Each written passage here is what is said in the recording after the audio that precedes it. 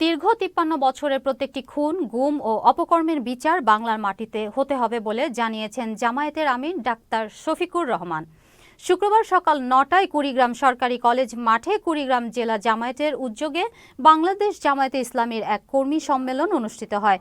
এ সময় প্রধান অতিথি আমিরের জামায়াত ডাক্তার শফিকুর রহমান জানান, ১৯৭২ সালের ১০ জানুয়ারি থেকে ২০২৫ সালের ২৪ জানুয়ারি অদ্যবধি পর্যন্ত দীর্ঘ ৫৩ বছরের প্রত্যেকটি খুন, গুম ও অপকর্মের বিচার বাংলার মাটিতে হবে।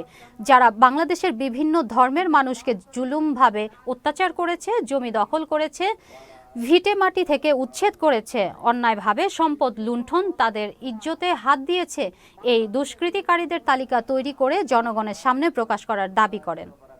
১৯৭২ থেকে শুরু করে আজ পর্যন্ত এই দীর্ঘ পথ পরিক্রমায় বাংলাদেশের বিভিন্ন ধর্মের মানুষকে কারা জুলুম অত্যাচার করেছে, কারা তাদের জমিগুলা দখল করেছে, পিঠা মাটি থেকে উচ্ছেদ করেছে, সম্পদ লুণ্ঠন করেছে, তাদের ইজ্জতে হাত দিয়েছে, এই দুষ্কৃতিকারীদের তালিকা তৈরি করে জনগণের সামনে প্রকাশ করে দেওয়া হোক।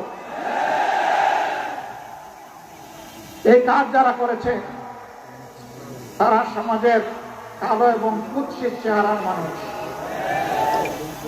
আমার দ্বারাও যদি এই কাজ করা হয়, আমার নামও প্রকাশ করে দেওয়া হোক।